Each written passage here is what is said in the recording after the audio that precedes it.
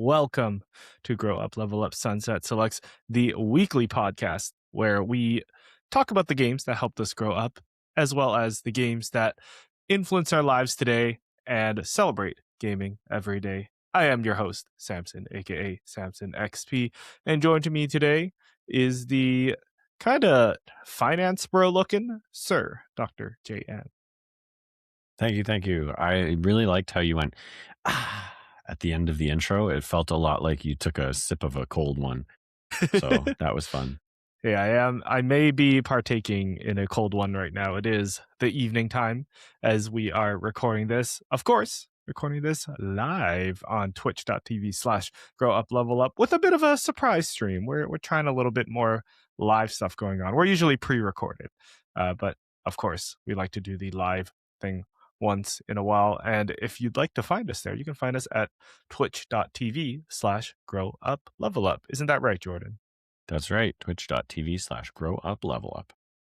Make sure you stay subscribed to that. Of course, you can also follow me at SamsonXP and Jordan at Sir Dr. JM on all the socials as well. But why do you want to follow us? What the heck are these noodleheads talking about this week? Well, should we get into our show this week, Jordan? I don't know. We should get into our show this week, Samson. This week, we are doing something I'm calling the 5, 4, 3, 2, 1 game, where we are going to talk about, I guess, 5 different categories, going down from 5 things to 4 things to 3 things to 2 things to 1 thing. And it's going to be those numbers. You see, it's kind of hard to explain once you have to explain what this thing is. We're going to go through those 5 numbers and present to you that number of games based on a certain theme. Now, go ahead. I'm not going to lie. I'm pretty sure this was like a trend on going around the internet not long ago. So if you've heard of the 5, 4, 3, 2, 1 of gaming, you probably know what it is. I don't think it needs to be a secret what the categories are either. If you'd like to unveil those. I'll get there. Okay. Is it a trend? Because I only saw one person, aka friend of the show, Gianni DeCrosta, at Gianni DeCrosta, fellow content creator and creator of the Content Mill podcast, talking about or doing this 5, 4, 3, 2, 1 trend. Did you see other people doing it? Okay, so I'm not going to lie. I saw Gianni do it, and I thought that Gianni's a cool guy. He must know something I don't. So I assumed it was a trend on the internet, but I don't know. Maybe he made it up. That could be cool. Hey, then we're gonna make it a trend. Shout out to Gianni DeCrosta. You guys should all follow him. He is great. And speaking of Gianni DeCrosta as well. Heck yes. Speaking of people who you should follow, shout out to Elgator in the chat. Catch in Grow Up Level Up live as you can on twitch.tv/grow up level up, as we do. Saying Ulu live, let's fucking go. And also hashtag save the caps. Did you hear about this Whitecaps thing, Jordan, in Vancouver? I did hear about that. I'm going to pin his chat there. Because nobody likes to see their teams go. For those who are not in the know, Vancouver Whitecaps are Vancouver's highest level of professional soccer. And apparently the org wants to sell them or is interested or looking kind of thing. And that stinks because they're actually pretty good. Again, it's never fun to see a team leave a city. So it's true. Yeah, they're like the one good sports team here in Vancouver. So it's like, of course, they got to go to greener pastures. Although, how much more greener can they be? Vancouver's pretty green right now. True point. But without further ado, let's dive into our 5, 4, 3, 2, 1 game. Of course, I want to remind you that we are Grow Up, Level Up. We do Sunset Selects where we go through games that you should know. And we're kind of tying it into this one. We're going to explain our 5, 4, 3, 2, 1. And those categories are our 5 favorites, 4 recommendations, 3 games that I need to start and finish, 2 games I played recently, and 1 that wrecked me. So how this is going to work is we're going to go do our 5s, me, Jordan, and I, and then we'll do our 4s, our 3s, our 2s, and our 1s. And we also prepared for you some graphics for you to enjoy if you are watching on YouTube. If you are not, come over to YouTube and check it out, or just keep your ears perked up. For the sake of time, we're not going to go through every game on our list. Maybe we'll just cherry pick our favorite ones, right? savethecaps.com, as Jordan wrote as well, or as Lucas wrote as well. So shout out to that. Okay, without further ado, Jordan, would you like to go first? Your 5 favorites? Ooh, I could certainly go first. If you'd like, that would be fine with me. So Go for it. Go for it. all right, let me pull this thing up. We're gonna go here, window, and we're gonna go here. We're starting at number 5. Number 5. All right, can you see it? Okay. Yeah. It's showing Okay. up there. I Oh, okay. I did make this in full-on story format, prepared for the social medias. That's smart. So pardon the verticality of it on stream here, but this is what it looks like. So what I'd like to do here, and what I think maybe works best, you tell me if you jive with this, Samson. Why don't you shout out a couple of these? If you have any fun things to share about either of these, Ooh, good idea. any of these, I'm more than happy to let you gab. Otherwise, if you want to pick a couple and I'll talk a little bit about them and why they're some of my favorites, then we can do that. I don't think we necessarily need to dig into every single one, but No. what piques your interest? All right. Do you want me to go through all 5 of them? For Well, I our suppose I audio should listeners? probably read all 5. Yeah. Why don't I rifle them off and then you tell me if we want to Sure. dig into a couple. Mhm. So I'll start with the oldest. And of course, I did cheat a little bit here because I have a picture of the Spyro Reignited trilogy, which is the best way to play Spyro 2 Ripto's Rage, which is my personal favorite of the original 3 Spyro games.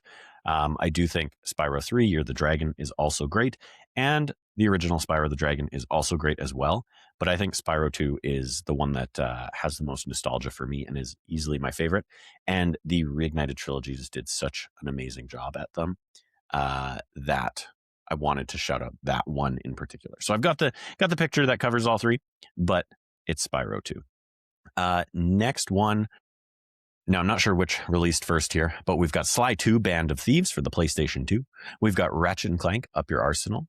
Then fast forward to the PlayStation 3 generation, we've got Costume Quest. And finally, I believe PS4 generation, we have Untitled Goose Game. So these are 5 favorites of mine. So what do you want to dig into there, Samson? I'm sure you shared this story before, but I think the only game that I've fully played through was Untitled Goose Game. And that was just such a silly game that I also enjoyed. Like tinkering around with playing. It was like it was very much like half toy, half objective based game, which I thought was great. I mean, it won awards for that. Not to mention it's so funny and a very original idea as well. Yeah. Yeah, if we're digging into Untitled Goose Game,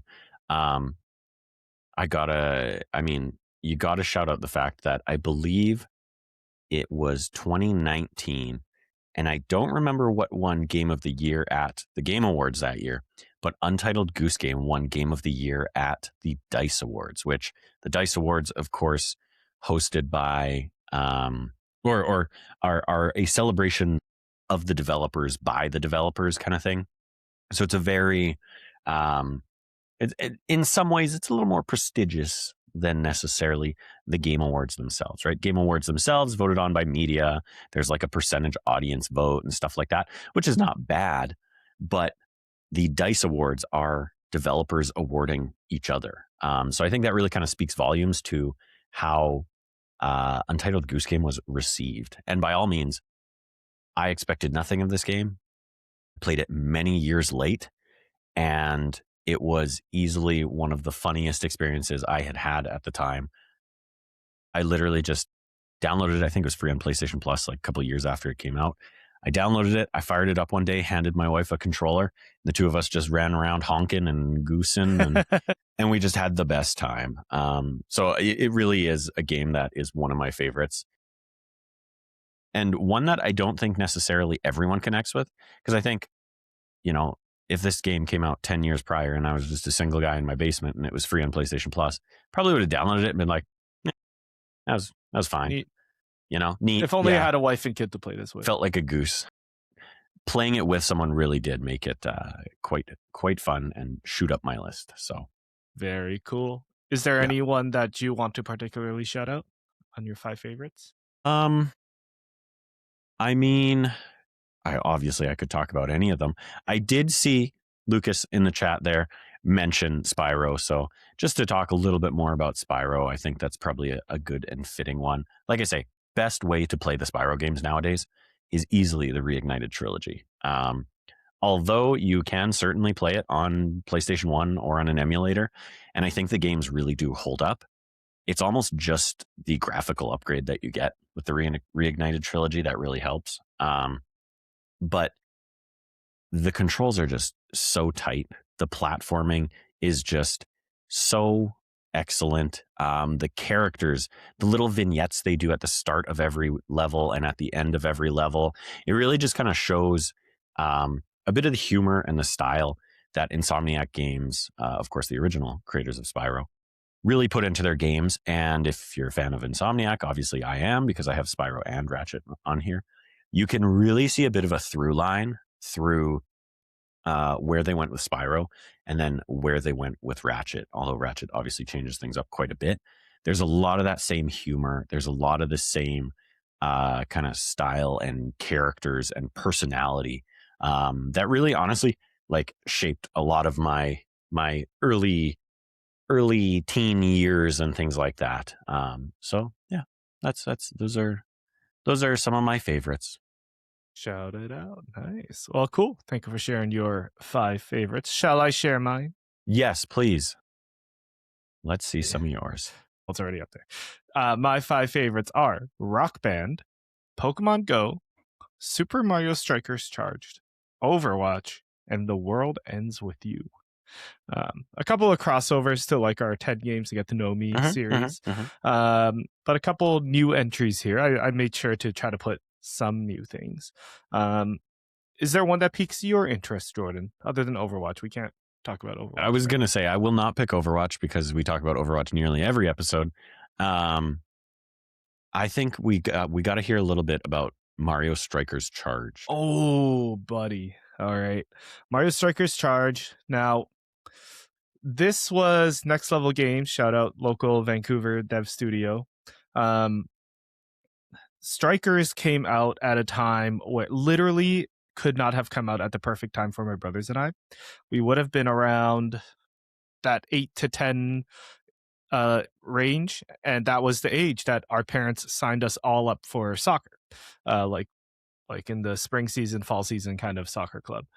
So we were already like very soccer pilled, and then they make a Mario version of it, and it's like, sure, that's fun. We know these guys. And then we get a little older. This was around 07, 08. And they come out with Mario Strikers Charged. Now, I could pull it up on this week's episode, but I want to take too much time. But whenever you can, go on YouTube and look up the Super Mario Strikers Charged intro video and watch that whole thing. It's like 2.5 minutes long. It's the cinematic that plays when the game starts. And tell me that you are not like gassed up, ready to go, ready to hit the pitch, and just, I was gonna say kick some balls, but like play some football, you know?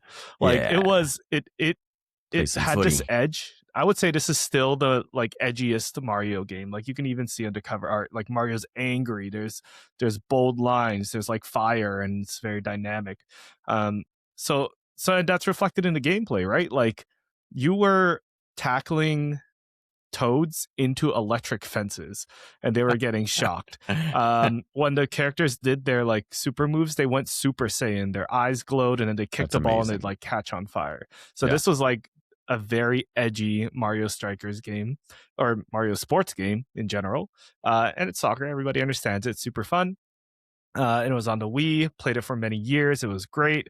One of the first, just like last week, we were talking about the online experience. This was also one of the first games with the Nintendo Wi-Fi connection in the top left here. Yes. One of the first games. It was horrible. I was trying to play with my buddy Derek. We could not get it to work. It was just very, very laggy. So, but yeah, it holds a very special place in my heart. Of course, the new one I heard wasn't that good, and I really wish that they should just remake Strikers Charged. just keep all the edge there, and then just because the game was solid, it was very very it was a great sports entry in general. Yeah. Yeah. That's so funny that you called out exactly what I was going to comment about this, and so did Lucas in the chat there. You just look at that, and that's not what Nintendo does anymore. You know, you look at that cover with Mario, and even like just the fact that he is in the zone, he looks angry and he's hammering that ball. Like, you don't get angry Mario anymore. You know, you don't get this attitude, and it's totally that you know, mid 2000s emo rage coming through that really just speaks to a My lot of us these Chemical days. Romance, punk Exactly. rock. Yeah. That Mario's listening to MCR in the change room, you know, rocking out with Luigi. Anyways, I mean, the yeah, kids these days listen to Travis Scott or whatever mumble that's right. rapper's going on. But yeah, I mean, Yeah. this game will always be a favorite. Of course, I haven't played it for many many years. Maybe I'll allegedly play it one day. Fair enough. But yeah, very very well done sports game that they should just bring back. Yeah. Lucas says in the chat, Next Level Games was quite a rebellious studio back in the day. And now they're a first party studio in house. Yes. Oh, I interesting. recall reading an interview from somebody from Next Level Games, and I forget the exact quote, but they pretty much hinted at that Nintendo was actually not exactly happy with this version's delivery of depiction of strikers. Mario and all the characters being like not That's violent funny. but edgier. Yeah. And it was because of that they pulled back on a lot of that in the next coming years. So they made Interesting. Mario cleaner and all that. Yeah. Very interesting. Very interesting. It is. Cool. Well, did you want to talk about another one? Because I was going to give you a chance to talk about a second there. I'll do a quick shout out to The World Ends With You in the bottom corner here. So on the DS, I don't know if you've heard of this game, Jordan, but it is essentially, I never played any of the Persona games. It is kind of like a Persona game where there's weird stuff happening all around Japan, the bustling main part of Japan. Like this game literally takes place in Shibuya, and along that Yamamoto line. So yeah, there's just weird stuff going on. You don't know who you are. There's like people saying like, "Oh, we're in a different world," kind of thing. It's a little Kingdom Heartsy with like the Heartless invading the world and stuff. It's the same team, if I'm not mistaken. Is it? Oh, I didn't know that. At the very least, it's Tetsuya Nomura created it, who also created Kingdom Hearts and obviously is huge in Final Fantasy. Because I remember having a friend who was like big into The World Ends With You and really wanted me to get into it because I got him into Kingdom Hearts. So. Oh, okay. Hey, it's not too late. I think the remake came out, but I would say like I saw a lot of the gameplay. Part of the charm for this one was that you were controlling two characters at the same time. You used the D-pad on a character on the top screen and the touch screen on a character on the bottom screen, and you were fighting like two waves of combat at the same time, and you're kind of asynchronously timing things with each other as well, with both characters. So that was a really cool, interesting mechanic that ended up working really well. And this was one of those games where like you spend so many hours in this world that at the end you're like, oh man, all my friends are gone. Like the game's over, and I can't really play it again unless you want to do the end game. So very cool, great story, great art, all that kind of stuff. Yeah, tons of style. I mean, you look at that main character, and you know what? Now that I think about it, I was about to say, you look at that main character and like they fit right in with any Kingdom Hearts characters. And now that I'm thinking about it, they were in Kingdom Hearts 3DS. No, sorry, 3D Dream Drop Distance, the one on the 3DS. 3DS Dream Drop Distance. Yeah, there 3Ds. Was a World Ends With You characters in one of the worlds. I don't think it was their world. I think it was like might have been like a Traverse Town version or something like that. But anyways. Wow, I totally forgot about that. I did too, until I started to say, yeah, that guy could be friends with Sora. And then I was like, wait a second.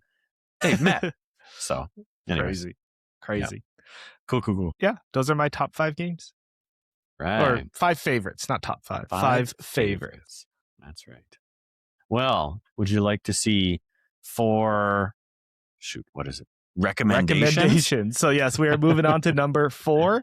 Give me 4 recommendations. So I guess 4 games you would, if somebody went up to you in a bar, it's like, hey Jordan, I heard you run a gaming podcast.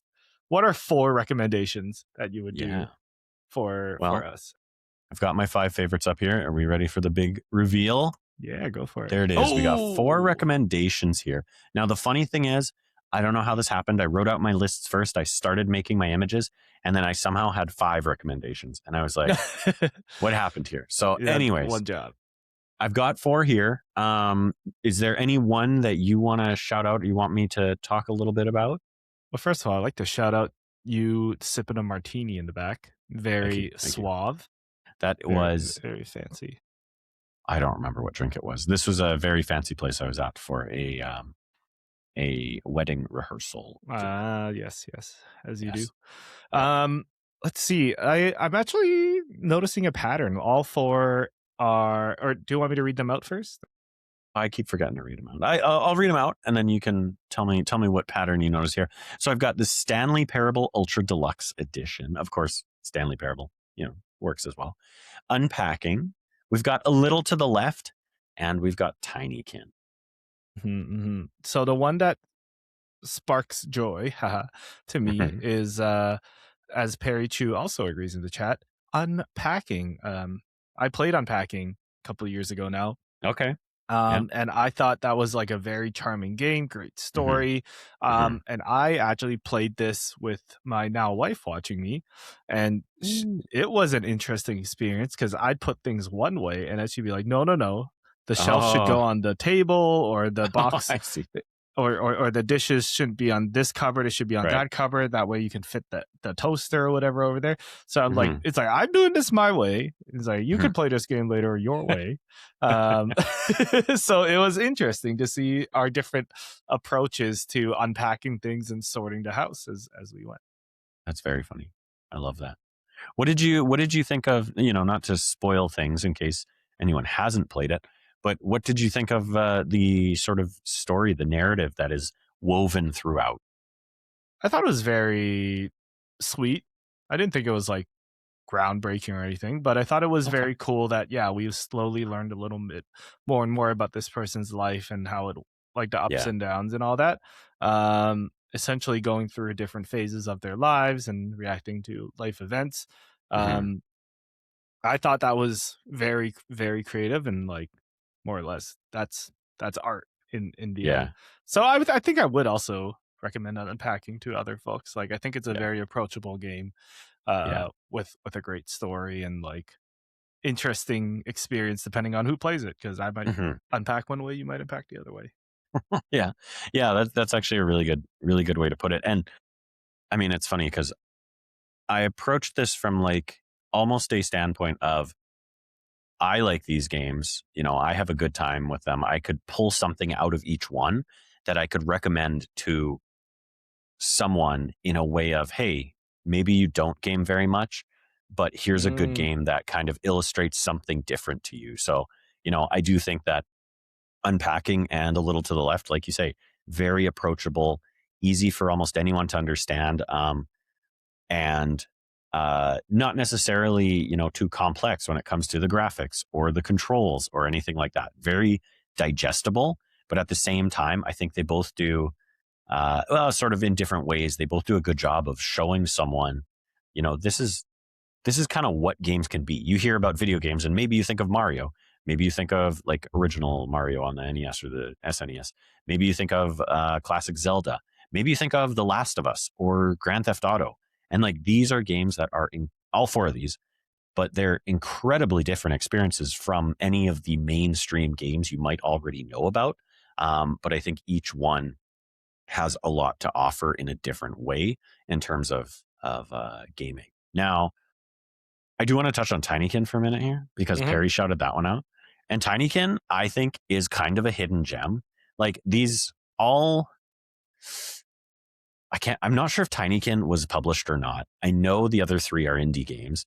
I'm sure the team behind Tinykin was an indie team. It just might have had a publishing deal. Anyways, um, I think Tinykin is kind of slept on. It was kind of snuck out there. And in essence, it's a Pikmin like. If you've ever played Pikmin, there was another game Oh, called Overlord on the PS3 and 360 generation where you're, I mean, the main character on the screen there and you collect these little dudes and you boss them around. You make them do stuff for you in sort of a platforming and exploration way. The whole idea behind Tinykin is you are shrunk down, and so you're in a normal house, but you're tiny, and these are your Tinykin that help you out and help you get through the world and everything. It's totally fun, totally awesome. It's got a really nice art style where the character and the little Tinykin with you are all like 2D, and all the NPCs are 2D, but you're in a 3D world.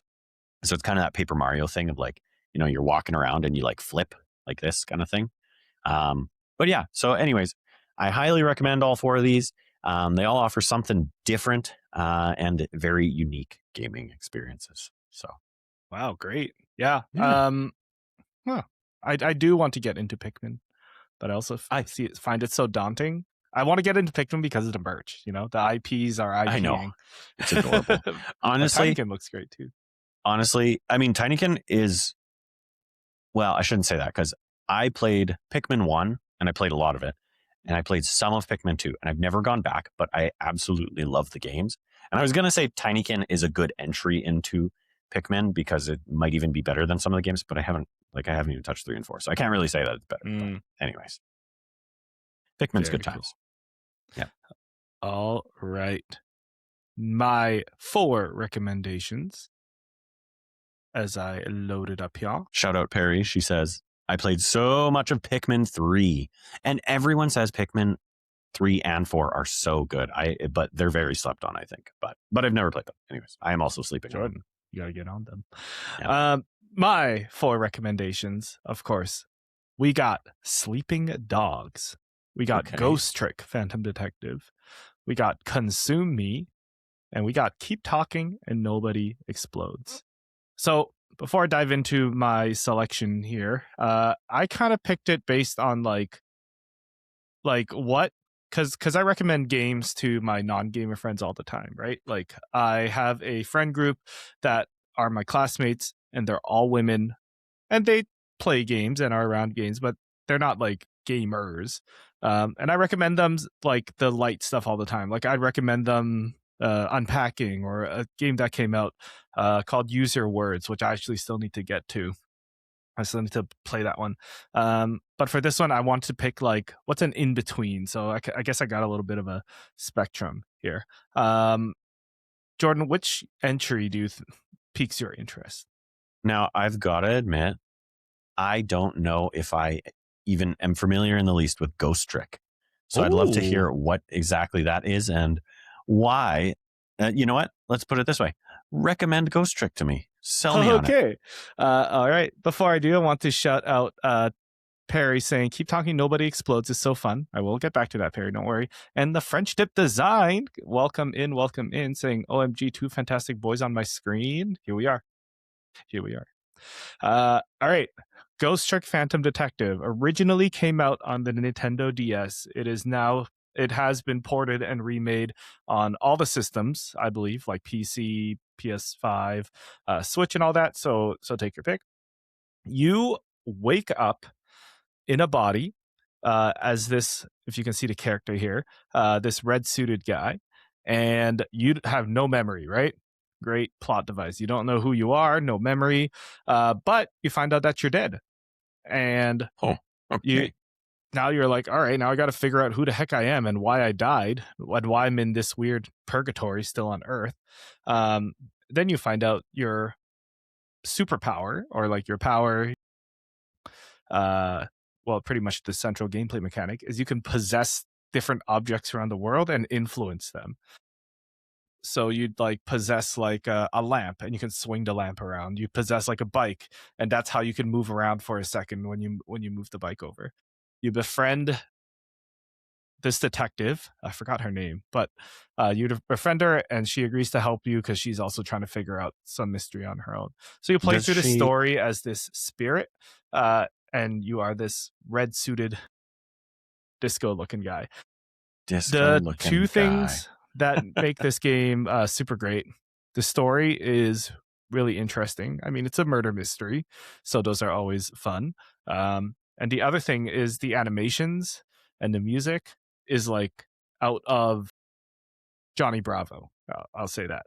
I believe the character designer is the same character designer as the Phoenix Wright games, so you get a lot of like variety in characters and styles and all that. Yeah. So Yeah. yeah, Ghost Trick. Not too long of a game. Like I think it's around that 10-15 hour mark, but it is a very like cool story. And yeah, you possess things. You set up like Rube Goldberg machines of things to cascade all the way down and help your friends figure out the story. It's kind of like a puzzle game, I guess. Right on. I looked up the Steam page because I don't know that I've ever heard of Ghost Trick, and I don't really know how. Looking it up, like it's Capcom. You're definitely right about the Phoenix Wright thing. That was apparent immediately from the pictures. But yeah, I was not expecting like a Phoenix Wright art style and this sort of 2D animated type thing. I saw the girl with the red hair. I was going to say, I'm guessing that's who you're talking about at one point, but One of the other main characters. yeah, I was not expecting that. So that's cool. I feel like most games we talk about I've heard of, and I don't know if I've ever heard of this one. So All it's a right, good get pull. in there. Get in there. It's fun. I think it'd make a good like stream game for sure, as long as people don't spoil the puzzles for you or the story for you. So Right. it could be Fair fun. enough. The other one I want to shout out. I don't know Yeah. if you've played this one. I know chat has. Perry, welcome in, Davey, and of course Cameron as well. All chatting about Keep Talking and Nobody Explodes. Are you familiar Yeah. with this one, Jordan? I'm familiar with it very loosely. I believe I was at a party once and they had two people in separate rooms with it on screens. And I recall watching them play a little bit of it. I've probably watched like Kind of Funny stream it as well before or something like that. I feel like on a party mood, something. Anyways, dive in. This has been a hit at parties for. This is basically like a party game, if you do it that way. But the cool thing about it is, yes, what you're saying is one person solves the bomb, or is trying to has the controller and they can see the bomb. Another player has a manual, and that manual is ideally printed out on paper. So you're flipping through like a real book of like 20-30 pages, trying to find what the person who can see the bomb's describing, and you're working together to try to defuse the bomb.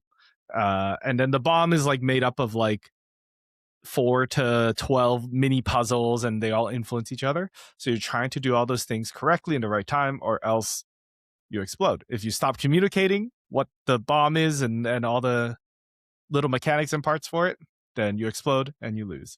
Yeah, Cameron says in the chat, remember video games at IRL parties? That trend needs to come back. Yeah.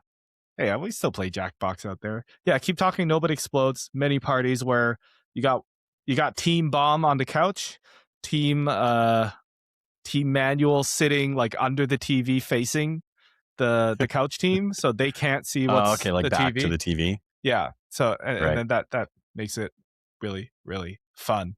Nice. Speaking of video games at parties, I went to a house party once and somebody just booted up the PS4 and started playing Fortnite, and then suddenly you got like a crowd of 10 people watching this guy play Fortnite and try to get the victory royale. It was funny. Yeah.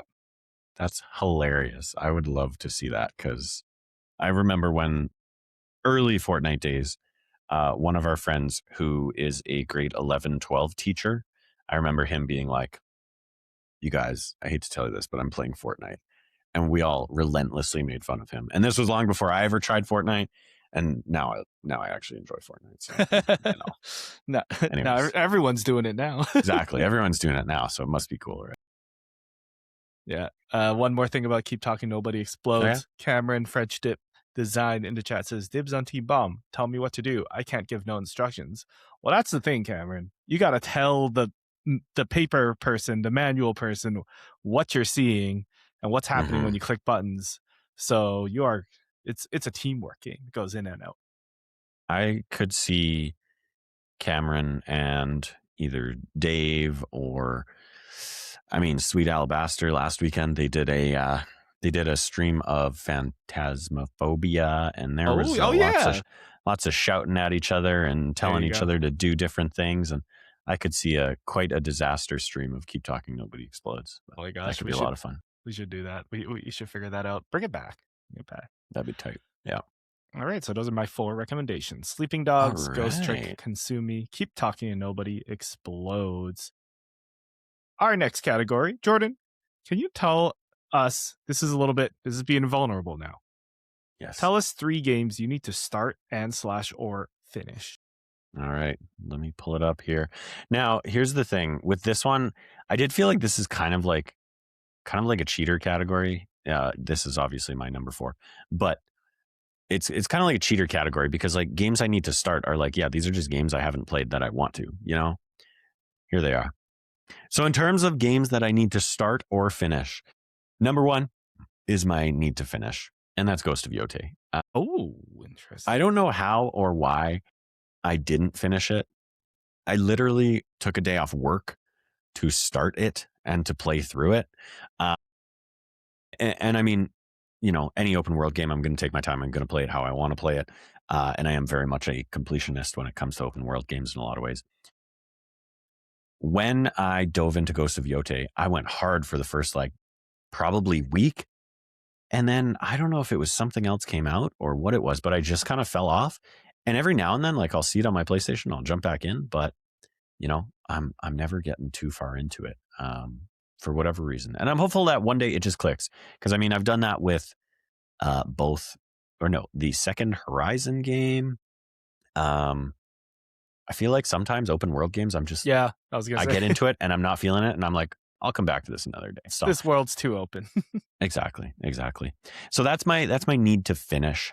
The other 2 are I need to start. Number 1 is Hades 2, because I mean, hey, that was plenty of people's game of the year last year, and I have never played Hades 1 or 2, and 2 just dropped on PlayStation and Mm-hmm. PC, just like maybe a couple of weeks ago. So I am looking forward to that.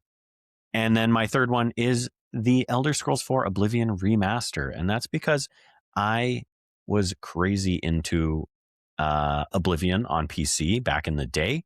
It is my first experience with PC gaming and graphics cards. So, and modding, did you get there yet? No, I was a child, and basically I saw this game at the store, and I think I had played it at a friend's house, and I asked my dad if I could get it, and he went and looked at the box, and he said, "Yeah, our computer should be able to run that." And we bought it, and we popped it in, and we installed it, and booted it up, and had the UI and nothing else. There was no character model, there was no environment, there was absolutely nothing on screen. It Mm-hmm. was just white, and I remember being like, what did we do? And my dad somehow figured out it was because our computer didn't have a graphics card, or it had a very basic one. So what did he do? He went out to good old Future Shop. He bought a graphics card, threw it in the PC, Wow. and I was playing Oblivion. Yeah, it was actually pretty wild because I didn't know the words graphics card or anything like that. So Mm-hmm. I was, it was a fun experience, That's like a very different experience than our first graphics card. Because yeah, we similarly, I forget which game exactly it was, but it was like, yeah, our computer didn't have the graphics card. Me and my brothers tried to install something. My dad took a look at it. He's like, "Well, that's too expensive." And I was like, "Well, we want to play this game." Yeah. Our buddy's older cousin got us a graphics card in the end. But yeah, I was like, "Oh man." I Yep. guess we Yep. can't play. It was something silly like Prototype or something back on Of PC. course. Yeah, yeah. Yeah. Well, cool. Okay, I can't recommend Hades 2 enough. That's a game that I don't talk about much, but I just poke at it Hmm. pretty frequently, like Okay. once a week. I poke at it, go slowly. Like I got it when it came out on Switch right before I went to Okay. Japan. Yeah, I was playing it on a plane in Japan, and yeah, it's just got that core loop. Um, but I think for this one, it's a little. I don't know if it's because I was coming hot off of Hollow Knight, or that I've played so much Hades 1 already. But I was a lot better at Hades 2 than Hades 1, and that made it more enjoyable. So I think I remember you saying that because Hades 2 did come out shortly after Hollow Knight. And I think I remember you saying, like, yeah, I think Hollow Knight kind of made me a little better because you were having an easier time with Hades 2. So mm-hmm, mm-hmm. And look at you, 10 hours in Hollow Knight, you're probably gonna be this game was hard. I don't know. It was, yeah, it was very hard. Yeah. Awesome, awesome. Well, thanks for showing 3 games There you you need go. to finish. Start Yep. slash finish. Thank you for being vulnerable. Let me get my picks up here. Shout out to Heroic Headgear in the chat. Thanks for popping in.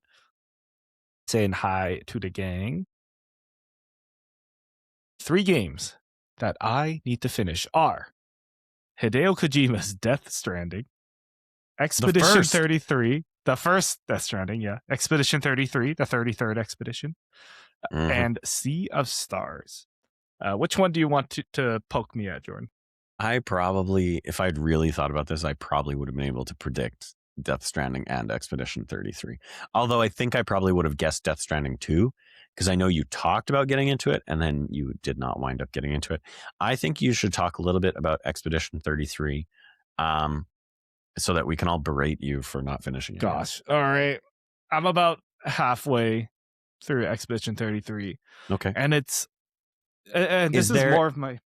Is there any way you can non-spoiler tell us where you're at? Like, is there a major event happening? Are you leading up to something? I think I'm coming up to a big story beat in Act 2. Okay. Is that about halfway? I'm assuming. Is it roughly-ish? It can be. I guess my question would be, this doesn't really spoil anything. Have you fought 2 large bosses that are kind of equal in terms of the playing field? Not at the same time or anything, but just, no. There's a very distinct point where they're like, hey, you got to go fight 2 guys now. And it's kind of like you can pick which one you would go fight. That's all I'm saying. So that sounds... Have you done that? No, not yet. Not yet. Okay. Fair enough. I probably know roughly where you are, though. Okay. Expedition 33 is my... It's my shame, because I loved everything about it. It's so cool. It's like, oh, this is an RPG where it's active. Of course, the story's great. I love all the characters. Like, I found a team I really jive with. But I don't know if it's specifically this game or just, and I talked about this before a little bit, but like single player games in general. And why I like competitive games is because I never know when to stop with single player games. Like, I don't know if this is like a natural place to stop or if it's like, I have to beat this boss. Once I beat this boss, then I can end for the night. And it ends up taking me an hour to beat this boss. Yeah. Whereas for like a competitive game like Overwatch or Pokemon Live, one more round, 20, maybe 30 minutes if it goes the distance. So I can gauge my time that way. That's kind of where I struggle with single player games. And all 3 of my games here are single player games. Yeah, good point. And that's why, like, for Expedition 33, I'm just like, oh man, I'm like nervous to go back into it because it's like, oh, what if this boss does take me 2 hours? I only have 1 hour to play tonight, and if I stop, then it's like, oh, that didn't feel satisfying. So kind of a critique on just my style of gaming. Yeah, but man, I really want to go back to Expedition 33. I can see where it's like perfect, and I just want to like play through it so I can say that I played through it and be like, that rocked. I can't wait for the sequel. But I mean, I just have to lock in, commit to it. I just have to stop making excuses. Fair enough. Yeah. I mean, listeners will know I picked up Expedition 33 almost a full year after it came out. I did wait until 2026, and I think it was around February. It might have been like July. I got it on a holiday sale or whatever. And originally I was like, I'm going to beat it by the end of January. And then I was like, I'm going to beat it by the end of February. And then I think I beat it somewhere in March, just because for as good as it is, and as much as I agree with you on every point you just said, it didn't click with me like it did, or like it seems to have with generally everyone who plays it. I don't think there's anything bad about it. For whatever reason, it didn't land the same with me as I feel like it did with the general kind of gaming population. Still great, still amazing. You could give it all the flowers you want, but like for me, it might have been on my top 10 of the year, but it wouldn't have been, top 3, probably, maybe Sure. not even top 5. Wow. Yeah, but I would still recommend anyone play it. Great story. And also for you, I would crank that bad boy to easy. Mm-hmm. It just makes it that much easier. The game really does, at a certain point, demand perfection, or I don't know how to say it, overpoweredness. If you're not overpowered, so you're like one hitting everyone, you have to be perfect with your dodges and your Mm-hmm. parries if you want to succeed. Mm-hmm. And if you're not perfect at that stuff and it's not on easy, you're probably going to struggle. And so I dropped it down to easy because I was like, I just want to be done with it, honestly. So anyways, yeah. I'll get to it. I'll commit. Fair enough. Well, we'll do a Commit very to the late end of the year. Expedition 33 spoiler cast. Spoiler cast like 2 years, right before the sequel comes out there. Right before the sequel. Yep. Expedition 34? I don't know. 32? 32? We going down or we going up? I guess in canon it would be 32, right? Yeah. Because yeah. It goes Anyways. lower. Spoilers for the first 15 minutes of Yeah, I was gonna Expedition say. 33. Exactly. Do you want to talk about any of your other picks?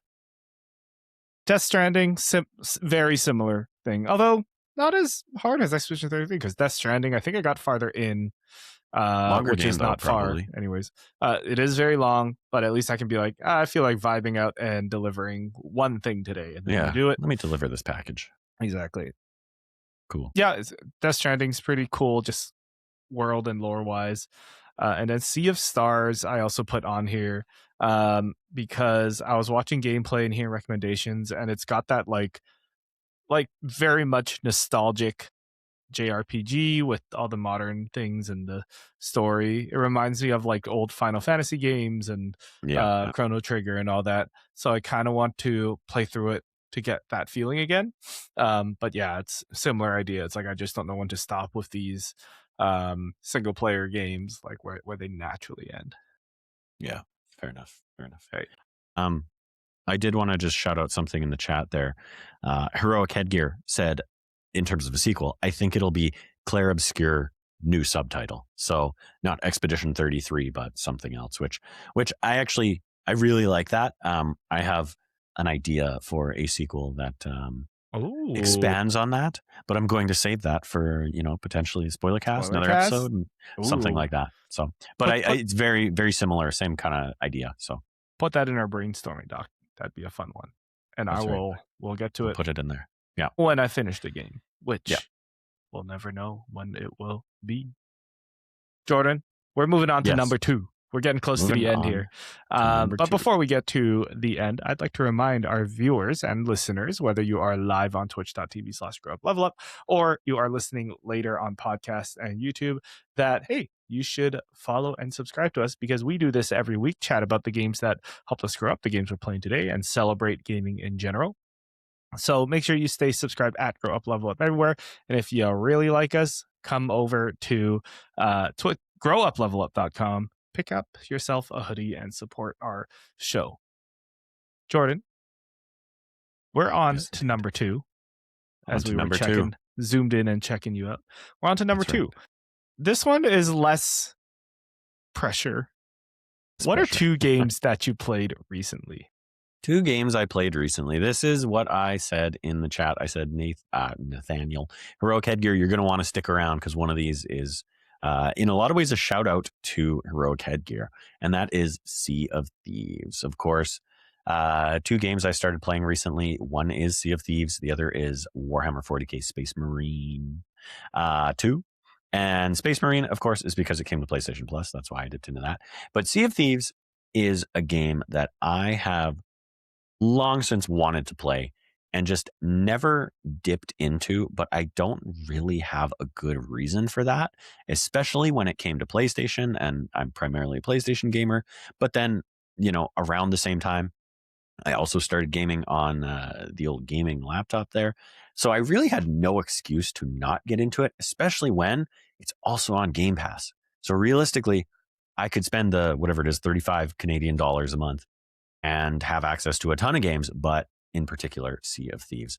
Now, I had been toying with jumping into Sea of Thieves, And then I kid you not, the next morning, uh, something like that, I was watching an episode of The Content Mill, and Heroic Headgear mentioned Sea of Thieves and said that it is his go-to sort of I'm going to wind down game. And the fact that I had been thinking about it, and then he mentioned it, and then the next day, I believe he said in the French Dip Designs Twitch morning chat that he was thinking about throwing a crew together and pounding the sand or hitting the seas or whatever you say. Pounding the sand. And I was like, okay, that's strike three. That is my sign. It's time. I need to get into this game. So then a few days later, I did it. I ponied up and got myself some Game Pass goodness there. And I spent probably about an hour and a half playing Sea of Thieves that night on stream. And I mean, I'm not far in. I have played it a little bit since, but just it's exactly what I wanted. It scratches that itch of fulfilling my pirate fantasies, but also it really speaks to me on sort of almost a little bit of an MMO level of like, you go, you get a quest, you go out into the world, you kill some skeletons, you grab an item, you bring them back to your ship, you go, you turn in the quest. And I was just like, oh, this is what I want right now. So I'm looking forward to getting back into it because I do want to grow and expand my pirate repertoire. But yeah, just overall, it's just speaking to me right now, and I'm itching to get back. Cool. Just want to shout out Perry. Sea of Thieves nuts fit in your mouth. I will say, like, for Sea of Thieves, it's also a game that has piqued my interest over the years. I'm like surprised it's got like a huge community and people still play it. I did play it when it came out. I think it was working through some bugs back then, but now it's like very, very solid. So depending on where I land with this One Piece season 2, maybe I will be in a pirating mood and join you and Heroic Headgear for a sail. Hell yeah, that would be awesome. We can all stream, grow up, level up, my channel, Heroic Headgear, all of us, pirate crew for life. Pirate and crew? Not Perry, because I don't want to see if these nuts fit in my mouth. Awesome. Shall I share my 2 recommendations here, Jordan? Let's hear it. Let's see. My 2 games, very, very breaking. We got Kirby and the Forgotten Land and Vampire Crawlers. I'll talk briefly about both. Starting with Vampire Crawlers. This game literally came out yesterday, and I put about 1 hour into it. But it's got that like, oh, I know how to play this dungeon crawling card game. It is exactly as simple as Vampire Survivors, where you just have to move and it auto shoots. There's a name for it. Auto shooter, a bullet heaven or something. It's like a bullet hell, but you're the one making the bullets, so it's a bullet hell. It's got that, but in a deck building way. Yeah. Jordan, you're muted, by the way. But in like a deck builder kind of like I like Slay the Spire. I was like, what's that game that also just came out? Slay the Spire. So it's got that. And so far, it makes sense to me. I picked it up for an hour. I'm like, okay, I get this. I can sink a lot of hours into this. Watching like a stream on the side, and I'm just trying to go for a run. So that is a game I'm playing as recently as my lunch break today, possibly. Nice. The other one is Kirby. Allegedly. I would never. I mean, I think it's fine to play games on your lunch break, right? It's your break. Yeah. Good point. It's your break. The other one's Kirby and the Forgotten Land. This went on like a fire sale on Amazon a couple weeks ago. So I picked it up. I think it was still expensive. It was like $40, but I picked it up. It was what I was craving a Kirby game for a really long time. I wanted just something like easy, but kind of a collectathon, something handheld so I could take it places, and just something that's like low stress, but also like it's got the production quality and it looks nice. So I was I started a bit of Kirby and the Amazing Mirror, but it wasn't exactly what I was looking for. And then Forgotten Land was came out many years ago. Picked it up for my Switch, and so far it is very fun, and it is hitting all the um, it's relaxing enough, but it's still got a little bit of a like search and hide. Oh, this is what you need the skill comes from searching the map and finding the little waddle dees. It's very much a Kirby game where you're going level to level to get to the end, but it's like Astrobot where a lot of the little waddle dees are hidden and you need to collect more of them to unlock more of your home base kind of thing. So very much like Astrobot. Okay. Works very well for a Kirby game, and graphically it looks very beautiful, and it's just a very fun, silly game. Cool. That's fun. I know Kirby in the Forgotten Land is one that I've definitely debated picking up on Switch to play with my dearest child there. Just trying to get her into all the mascot games on Nintendo pretty much. So, It's a but good I one. have never touched it. So You can borrow it when I'm done with it. mail it to me. You bought it physical? Yeah, I got a physical. I think it's right here. Maybe I can. Well, it's in the Switch right in front of me. Yeah, that's okay. But yeah, it's very like I think every kid should play Kirby at least once in their childhood. It's just got the right balance of like, because I remember when I was a kid, it was Nightmare in Game Boy for Dreamland. me. Game Boy Advance for me, Yes. but it was like, yeah, it was like decently challenging, but not too hard because I'd be able to get to the end boss. But the end boss is always some eldritch god horror, and then that was the hard part, and that one took a little bit of some sweaty palms. Yeah, yay, physical media. That's right. Fair enough. And that brings us to number one. Number one is an interesting one. The category for it is one game that wrecked me. I interpreted it as a game that gave you like a big emotional response. So I'm curious to see what Jordan has for one game that wrecked him. Yeah. So this one was an interesting category and definitely a bit of a shift when it comes to the tone of all this. So one game that wrecked me is Valiant Hearts: The Great War. Are you familiar with Valiant Hearts? And or did you play Valiant Hearts? Never heard of this. Okay, so Valiant Hearts. Let me just look up when Valiant Hearts came out. Valiant Hearts release date. Valiant Hearts came out June 25th, 2014 for PlayStation 4, Xbox One, PlayStation 3, Xbox 360, and PC. Interesting that it was a cross-generation title. I did not realize that. I'm fairly certain. Actually, now that I think about that, I think when it originally launched, it was not on the newer generation consoles. I think it was only on PS3, and 360. Anyways, Valiant Hearts was a game put out by Ubisoft, if I'm not mistaken. Let me take a quick look here. Ubisoft Montpellier. So developed by an internal studio, published by Ubisoft.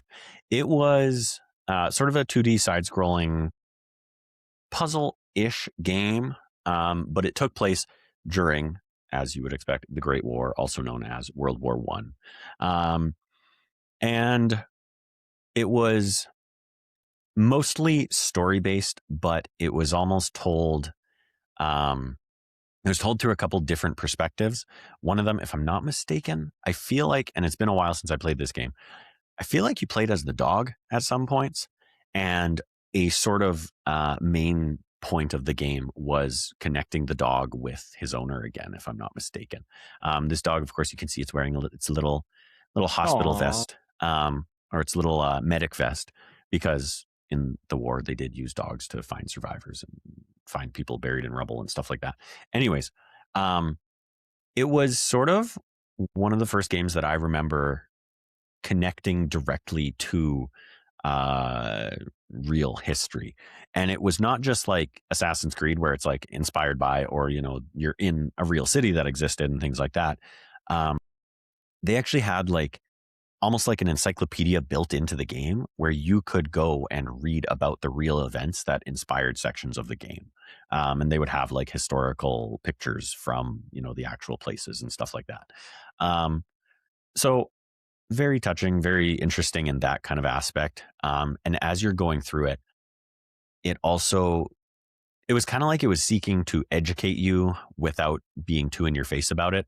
But there were things about like the World War One was the first time that like things like mustard gas was widely used, and it was chemical warfare for the first time, and a lot of gruesome stuff that I think kind of gets overlooked um, in terms of classic wars.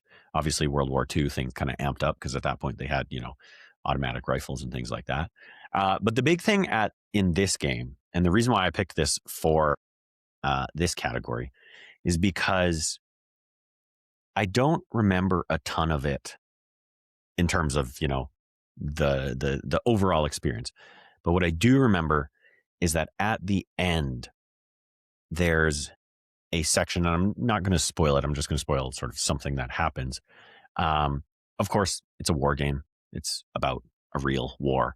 But at the end, there's a part where a song called "The Last Post" plays, which is for anyone who doesn't know, is a very typical army.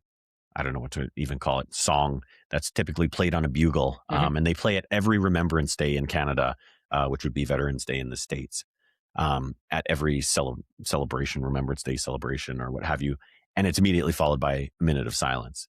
And I think the reason why that playing at the end of this game and the timing of it all hit me so hard, because it did hit me hard, is because months before playing this game, maybe like 1 month, maybe a few months, I can't quite remember the timeline, my grandpa had passed away.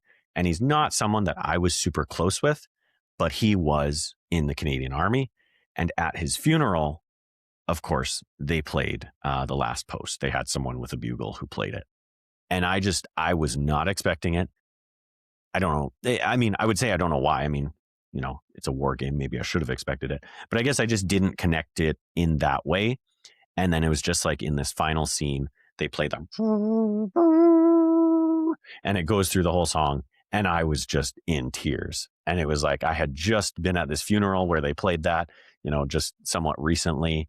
And so it just really kind of changed the experience for me in a big way, where I enjoyed the game. I thought it was good. It was fun. It was, a good experience overall. But then it was like it just kind of took it that one step further and really connected it with me. So there you go. Yeah. That's Valiant Hearts. It's a good playthrough, honestly. Okay. If you ever need something a little more serious. Yeah. Yeah. I was just checking it out on Steam. This game came out like over 12 years ago. That's crazy. Yeah, it was 2014. 2014. I'll check it out for sure. Yeah. The connections to real life events, and then like that's the beauty of games. I always try to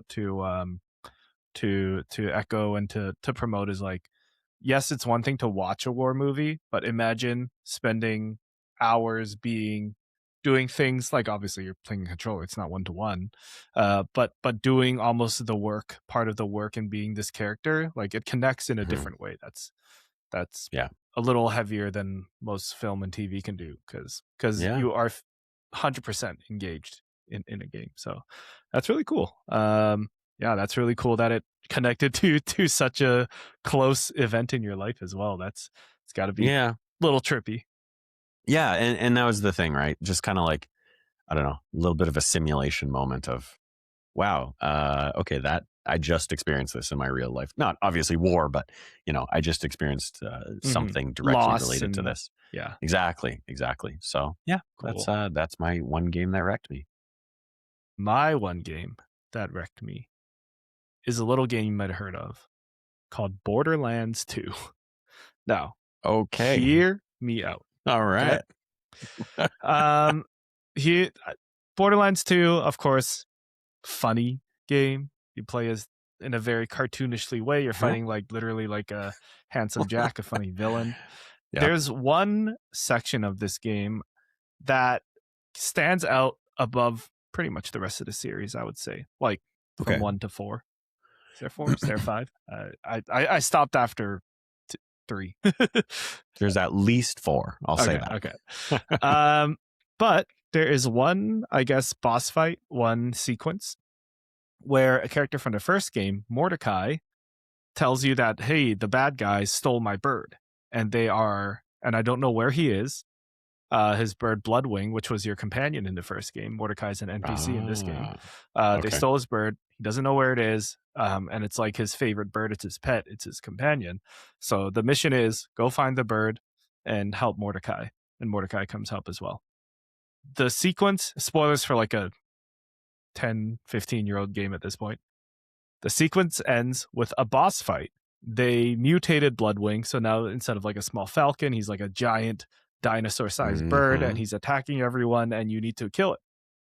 The entire time you are shooting this bird and taking down just like any other raid boss, Mordecai's is in the background begging you to stop shooting, trying to calm the bird down or Bloodwing down, asking you to stop, like we can try something else, and he's just begging at you like this for like whatever, the 30-minute sequence that you have trying to take down this bird. You're throwing everything at it because it's the boss fight, it's the game, and you're just hearing this man like crumble and cry and all that, and eventually you do beat this bird, and then at the end you collect your reward and you just see Mordecai like on his knees sobbing because you just killed his best friend.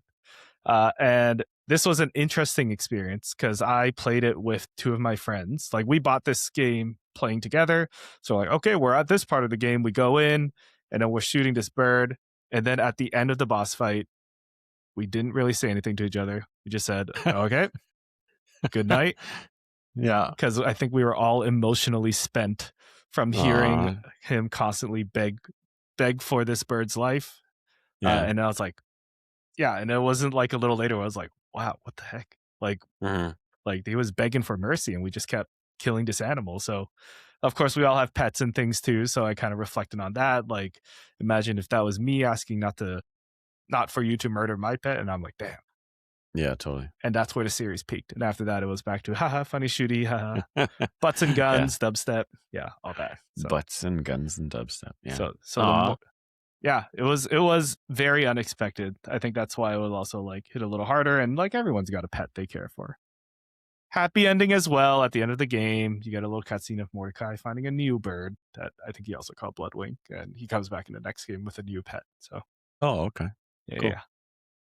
Well, Kinda that's happy ending. nice, but obviously that's very sad that that's how it turned out with him. That's sweet. I wasn't expecting that. I honestly thought you were Wasn't going to either. pull a fast one on me and go, JK, not Borderlands 2, and then change the Oh, ending. no, it was Borderlands 2. I thought about this one for a while, but I'm like, what game left a big like like emotional reaction? And yeah, this one didn't happen at the end of the game, which a lot of like games do. This one was like closer to the beginning, really.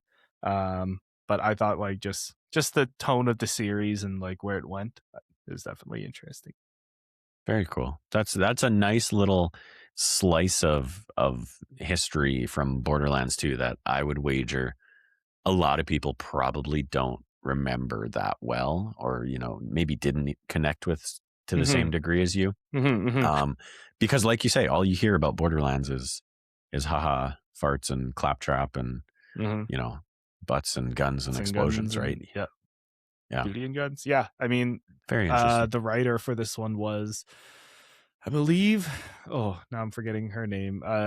Hey Ash, what you playing? Ashley Birch. It was her brother. Really? Her brother wrote this one Okay. and didn't do the rest. And I think like he flexes his skills here for that for sure.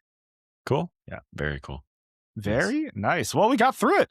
We got through our 5, 4, 3, 2, 1 games and recommendations.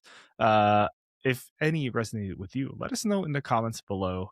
Shout out to Perry, Heroic Headgear.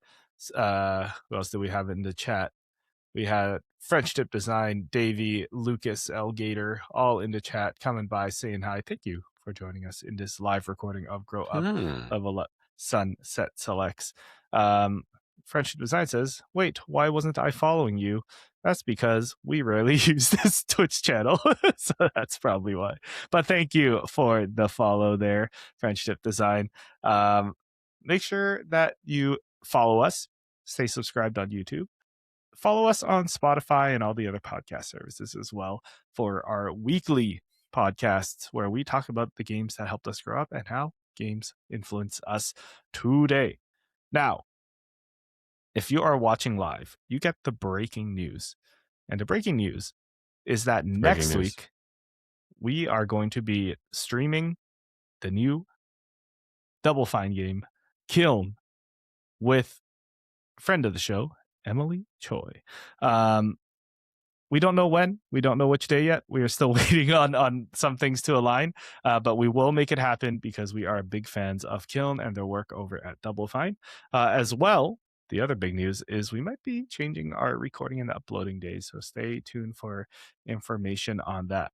We are going to do a little raid at the end of the episode here, but first, let's close it out. Jordan, where can people find you if they want to keep up with you? You can find me all over the internet at Sir Dr. JM, but especially over on twitch.tv/Sir Dr. JM, where I swear one of these days I'll get back to some sort of a regular streaming schedule. But for now, just, smash that bell and come join and chat.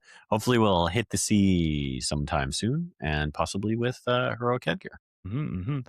And if you want to see more episodes of Grow Up Level Up, like I said, follow us at Grow Up Level Up on all the socials, especially on YouTube to get the episodes on demand, or at Grow Up Level Up live on Twitch, where you can join us live, just like Friendship Design is dropping a new emote with a shh. So if you want to be a part of these exclusive reveals, join us over at Grow Up Level Up on Twitch. If you want to follow me, my name is Samson, aka Samson XP on all the socials, as well as smsn.bluesky.social on Bluesky. But I'm mostly over on Instagram. Send me a DM. My DMs are open. Always happy to make new friends. As we close out this episode, and before we raid, I want to do this raid thing because I want to try it. Jordan, what are your wise words to close out our episode today? Man, I wish I had prepped some wise words. I'm currently deep in the kernels looking for the Dodie dancing emote to send in the chat. There we go. I found it. Man, my wise words will be just explore how entertainment fits into real life and the stories that shape who we are. Nice. Now do you have a victim chosen to raid? Not yet. I was going to say, if you're watching live, that's where we cut the episode.